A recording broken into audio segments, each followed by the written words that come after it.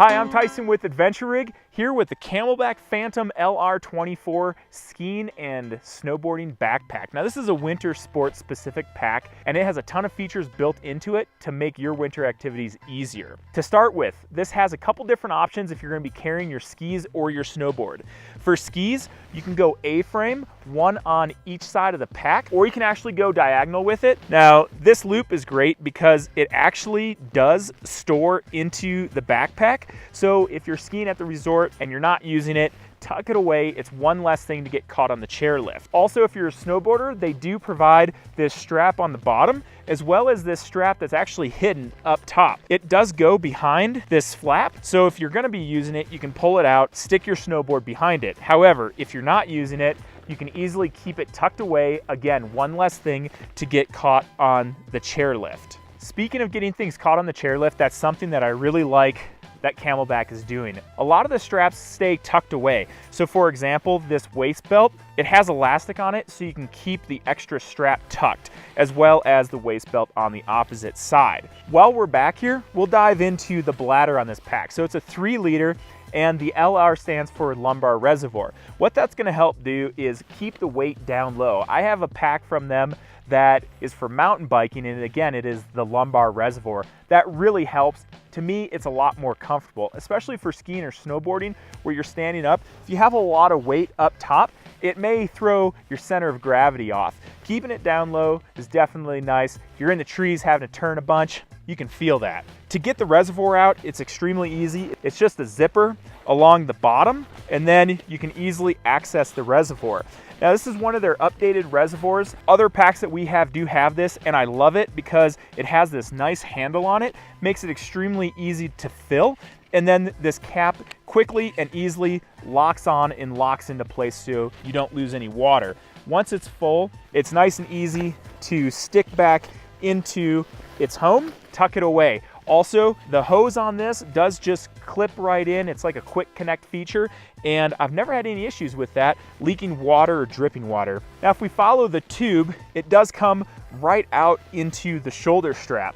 And this is actually zipped into the shoulder strap, as well as the tube is insulated. So this is gonna help on the coldest of days, keeping your water from freezing, as well as keeping it nice and tucked away. And they do provide a nice on-off valve. Something that I did notice is how much water comes out of this bite valve. I don't know if you've ever been in an extremely thirsty state and you can't seem to get enough water out no matter how hard you suck. With this one, it actually is supposed to provide 20% more flow than previous reservoirs and previous bite valves, and I did kind of notice that a little bit. It does seem like it provides a little bit extra flow when you need it. While we're at the back of the pack, we'll go ahead and talk about these shoulder straps. One thing that I noticed is that they don't provide a strap that connects the shoulder to the backpack. If you've ever noticed, or if you have other backpacks, you may have this strap that's adjustable. And what that does, it helps to bring the pack nice and close into your back and really hug the contour of your back. It's a nice feature to really dial in the comfort of a pack. This one doesn't have it. I wasn't sure how it would fit and how it would feel,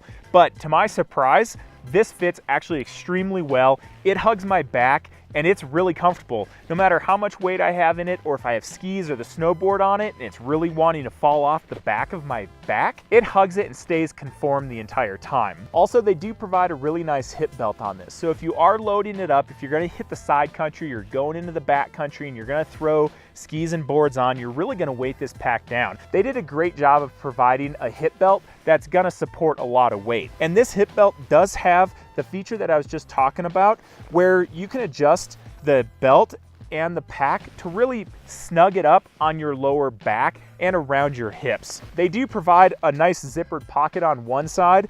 It's not a very big pocket, so with how big the phones are these days, an iPhone 6 unfortunately will not fit in that pocket.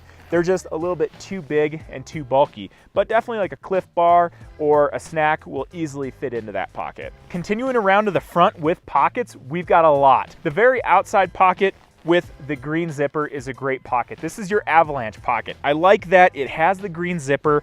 It has different colored zipper pulls on them. These are big, they're easy to get to with your gloves on. This is obviously an important pocket that's housing the avalanche tools. You can easily unclip the sides so that you can unzip the pocket all the way. You can open it right up, and they have dividers, one for your probe as well as one for your shovel handle.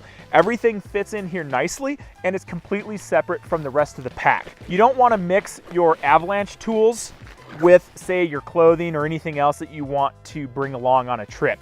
You want all that stuff to stay separate. I think CamelBak did a wonderful job of doing that, as well as being able to access the pocket extremely easily and know which one it is. Right behind the avalanche pocket, they do have another large pocket, again with these nice large zipper pulls.